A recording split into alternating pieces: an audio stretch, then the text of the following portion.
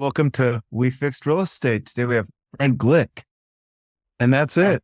And that's it. Fred, that's it. Renee is off selling, and Fred is here to shed some light on a few things that have been going on. Yeah, he's somewhere, but in a few weeks, he just told me this. He's going to Colombia. Oh. Yeah. But he's going there to panhandle for gold. I swear to God. That's his vacation. Of all the I don't know. He did it as a kid or something. So I don't know. So I'll let him explain next week. Sounds exotic. I think he could just go to gold country in California. It's pretty easy. Yeah. You just drive up and you're there. So, but still. A budding Parker Schnabel. Digging for gold. He's going away. Yeah. Fortune and feeling. And someday he'll pay. Anyway. Yeah, he could be on the next Gold Rush. There you go. So competing with Parker Schnabel. You guys doing well, I think. Yeah. Anyways, so let's see. Well, last week we were really shed some light. We're coming off the tail end of your media blitz, national media blitz, talking about the NAR lawsuit. And what's the update? What's going on? Still utter confusion. Still everybody freaking out. There's realtors. All they're trying to do is figure out how they can get around it. But the idiots don't understand. A, it's not approved by the court. B, there's going to be more lawsuits. They're already active more lawsuits. C, and this is the big one, the United States Justice Department has not decided what to do. And it's great. I think it's great that all these people are coming up with these loopholes and do it as closing cost credit and blah, blah, blah, blah, blah. The Justice Department is the one who's going to have the real answer. And they're just listening to all this. They're reading it all on Reddit and TikTok and wherever else. And they're just going to say, oh, loopholes? Okay, we're closing them all. Too bad. The whole idea is buyer pays the buyer's agent. The seller pays the seller's agent. And you request the seller add the amount of the buyer broker fee to the purchase price. That's the way they want to do it. Cut and dry, period, done, end of sentence. Every other little way to do it. Oh, well, they can pay towards their closing costs and then no, it's just going to be a joke. But anyway, it's a developing story. So, But the latest seems to have some clarity, and they're just letting everybody kind of have some fear and uncertainty. Yeah. And I'm going to title this whole thing. I'm going to give this entire stuff a title. The title is, do realtors think you're stupid? The kinder, gentler Fred. Yeah, because, there's so many of them that are so anti-consumer. They don't care. They just want to line their own pocketbooks. And they fake ads. I keep mentioning this woman who I keep following all the time on TikTok, who's a consumer activist, that we put her thing in a couple of weeks ago. Texas lady. No. And she's in Pittsburgh. Oh, is she? Yeah. But she's on TikTok. She's a consumer activist. Her handle is Later Wendy, LATERWENDY. Go follow her. Yeah, I thought she's fabulous. No, she's not awesome. She's not. Okay. We've had, I told her Crosby sucks, and then she comes after me. And, it's Flyers, Penguins fight. So it's fun. Anyway, so she's been great. She's been following it. She contacts people. She's been talking to the New York Times about stuff, and the former president of the realtors who got in trouble with sexually molesting somebody allegedly and fired them. And the realtors have been fighting the New York Times to not run the story. And the Times says, screw you guys, we're running it. So who knows? We just do our thing, Yeah. So, well, I got to tell you, I was at a networking event last night with a couple realtors, and they were kind of uncertain. But the common theme was that they're worried about not getting paid. And what I don't understand, like one of the comments was, I worked my ass off for 6 months. The house didn't sell. I get nothing. Yeah. It seems like that's the business. It's straight commission. We do that too. Mm-hmm. You just have a fixed fee. Well, let's put it this way. With what we do and charge the flat fee and give the rebate right now, Mhm. we have enough customers that if we lose one, it doesn't bother us. Plus, we're not the kind of agents that run around with people, let's take all day Tuesday and look at 5 houses and have lunch. And, they have to change the way they do it and Mhm. go to open houses and then come back to you with what they really want. So they don't know how to do. I just thought of this. Here's what they're terrible at: time management. This is what we're really good at. Renee and I, it's two brokers. We work with absolutely everybody on every deal, as opposed to being part of a team and they give you to somebody who's like just got their license 6 months ago. And the whole concept of what they do is just, it theoretically to them works, but it really doesn't be able to do this correctly, at least in my mind. So we're just going to keep doing what we're doing and charging a reasonable fee, whether there's a rebate or not, whether the seller's paying or not. I mean, we're also dealing in, higher end properties. So we're not dealing in the $200,000 houses. And, that's a struggle for some people to come up with, $6,000 as a buyer broker fee. That's a pain. Yeah. And that's why you do it where you add it to the sale price. It's not going to affect the appraisals. So it's not going to be that big a deal.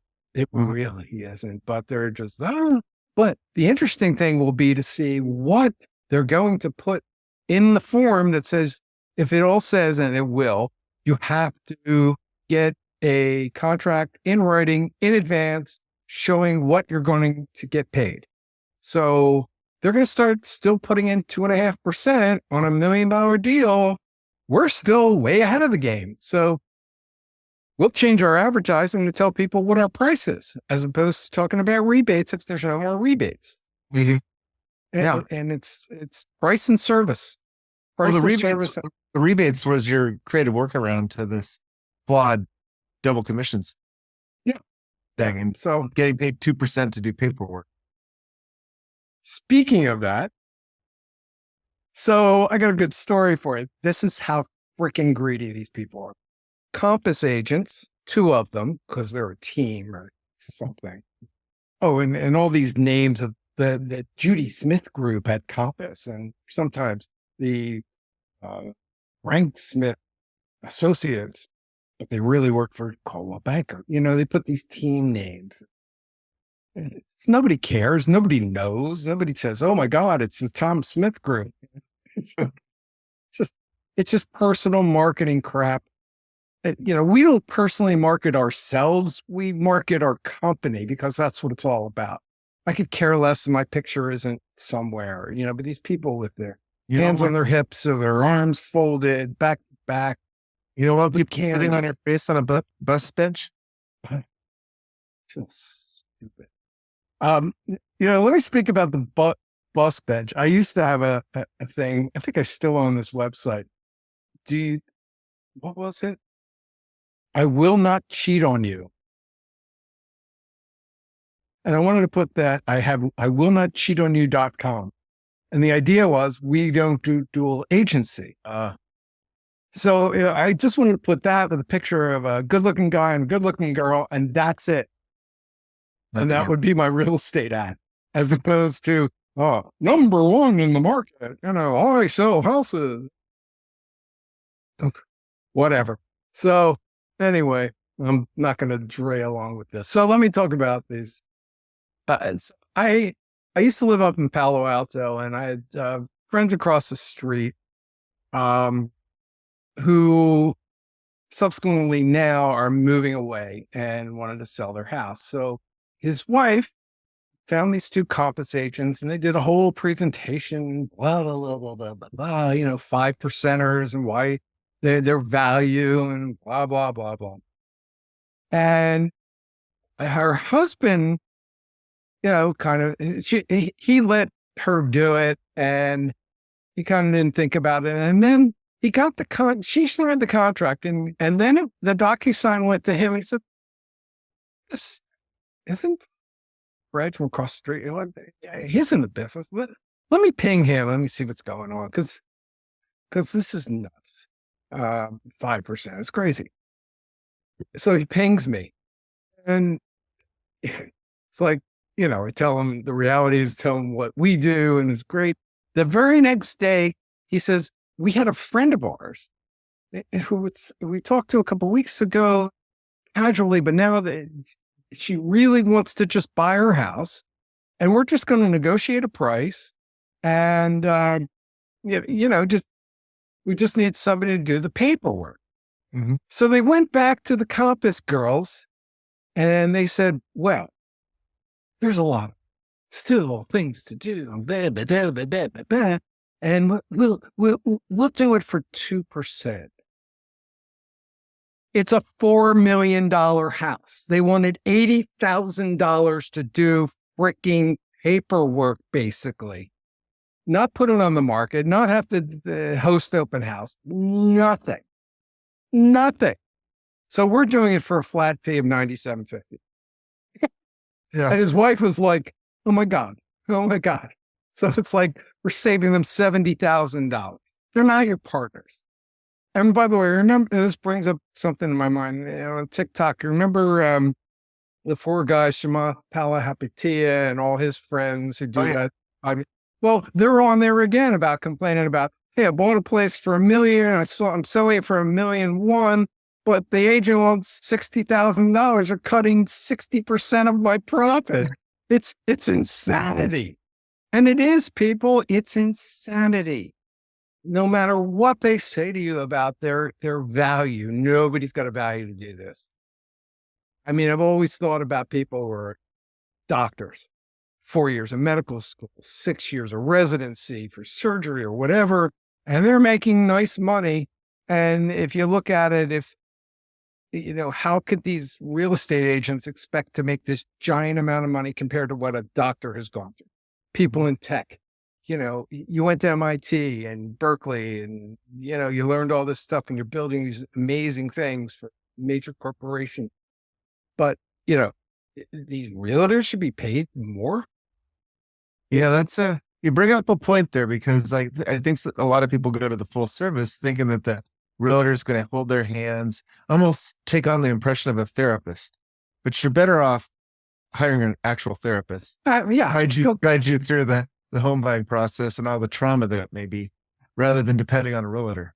You're going to get more for your money.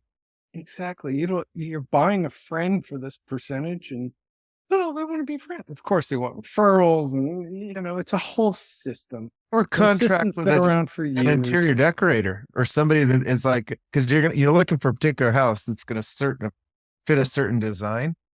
An interior decorator, a designer. I mean, there's a lot of other jobs out there that might actually give you better guidance.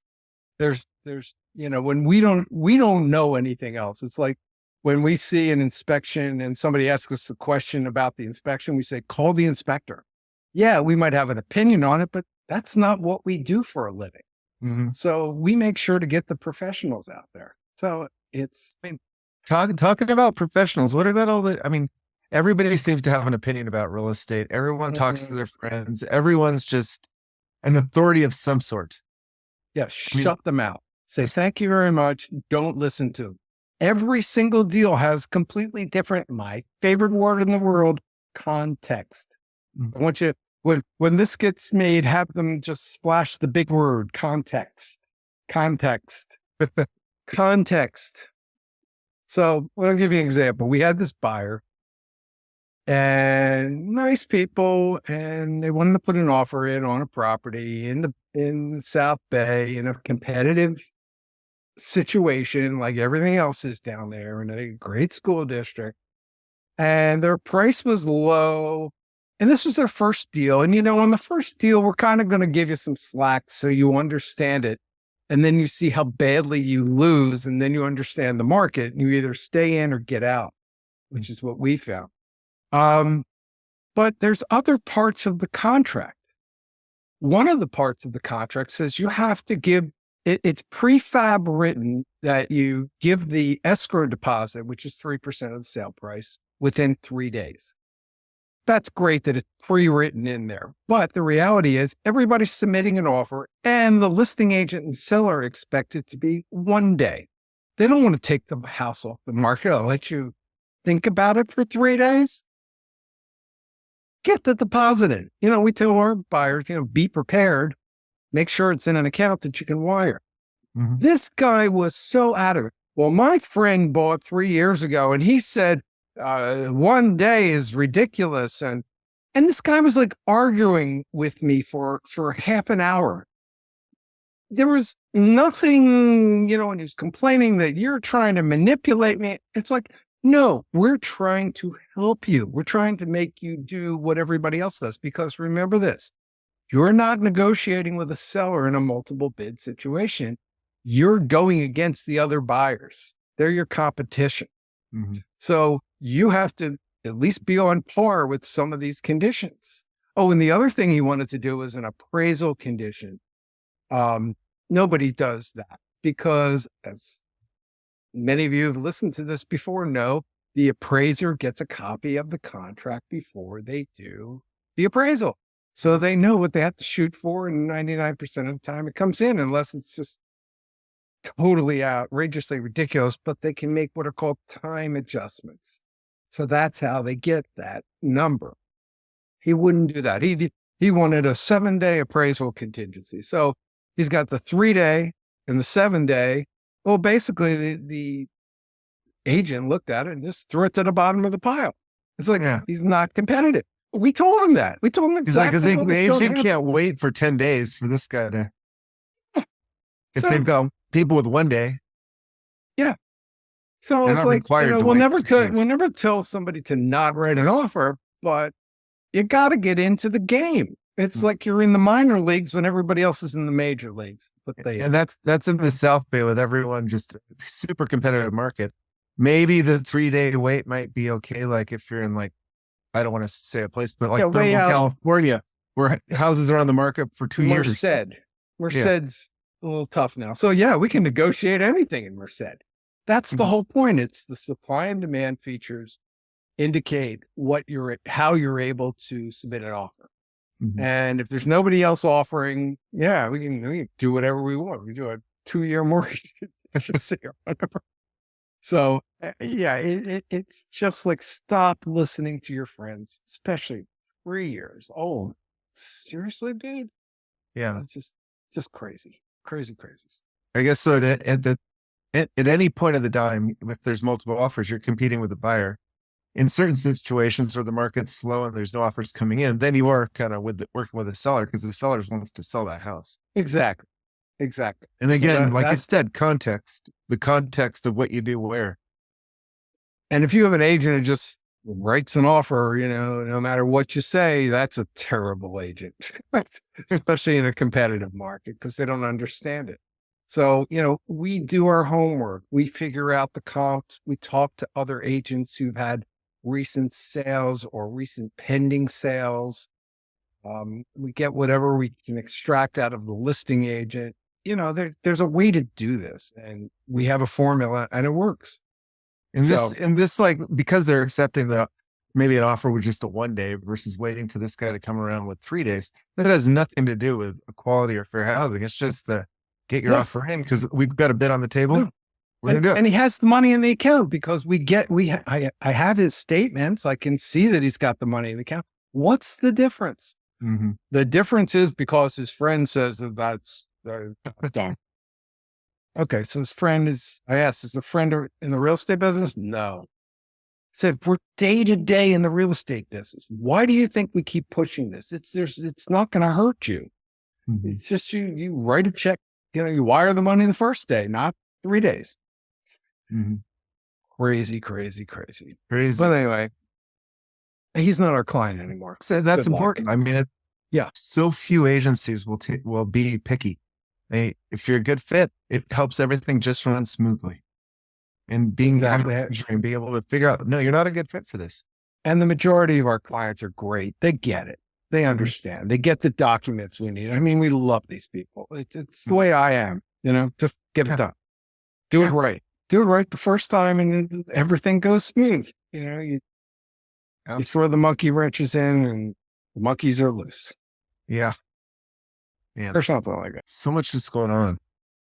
How's this bridge that fell over that is going to affect the housing in Baltimore? Yeah. I mean, I'm sure I went over that bridge when I lived back east, but I can't remember where it is, but we'll just have to trust Pete Buttigieg right now to figure it out. Because I remember I was in San Francisco when they had the earthquake and the Bay Bridge, and the whole infrastructure of the city was just crippled. I mean, it really affected the market because if your commute, you had to go all the way around the Bay to get to right. Your job was. You're going to either down south or down north. Right. And it took years to figure out. I know. And think about it. It would have been great if we had work from home at that point and, internet and, but this was about 1989. So yeah. Well, we're on Baltimore. Let's talk about Shani Mott. Yeah. This is a horrible story all around. So this woman, Shani Mott, went to a lender called Loan Depot to do a refinance of her house in Maryland. And an appraiser came out and appraised the house like $75,000 under what a conservative appraisal would have been for the property. She's African American. Well, she sued. She sued Loan Depot. She sued this appraiser. And you can Google it and read about the whole story. But the horrible thing is this woman died. And she fought the thing in court. She wouldn't take any pain pills. She was on respirators. I mean, it was horrible what she did. But this woman, we should have a statue for her. I mean, she's amazing. Loan Depot finally just said, obviously going to pay her estate, whatever amount it is. But it's like, what is the freaking difference? Everybody's money is green. Who cares? All she's going to be, the loan could have got done and then she just made payments.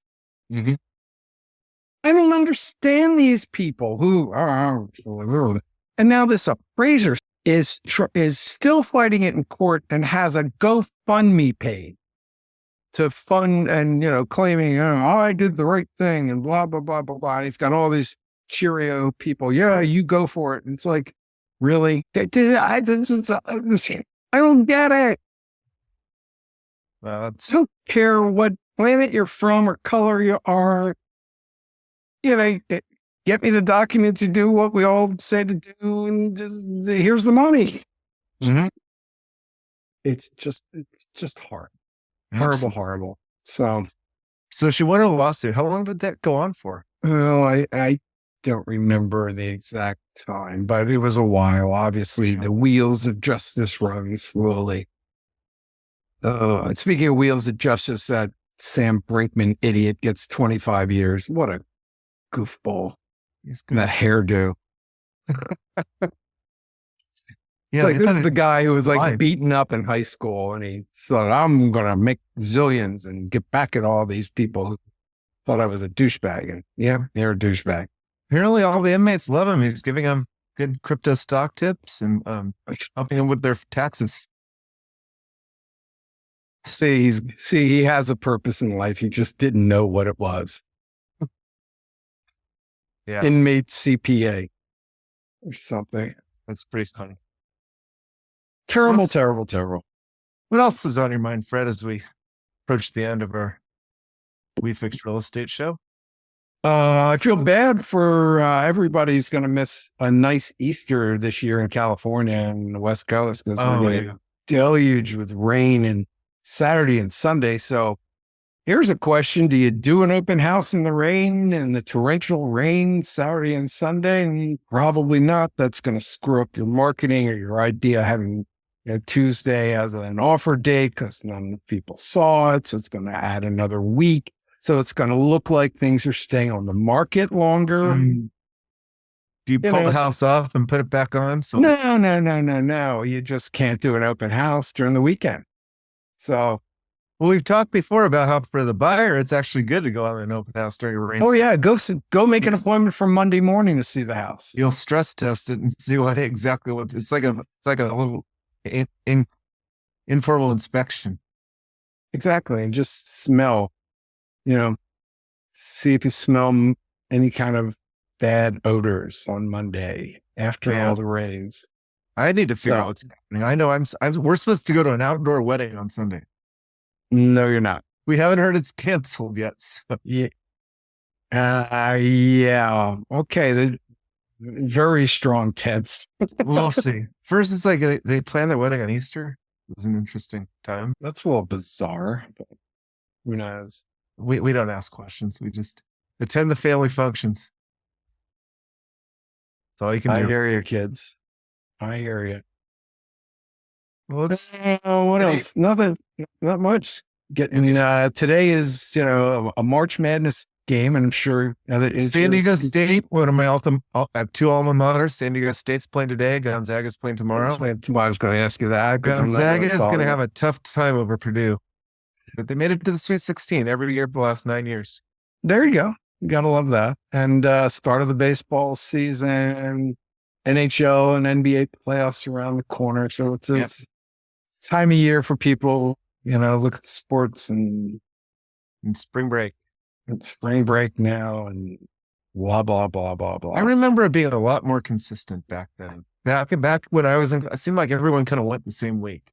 Now I'm juggling it with clients and stuff, and it seems like half the people are on, half the people are off. It's like 1 week earlier, 1 week after. It's on vacation.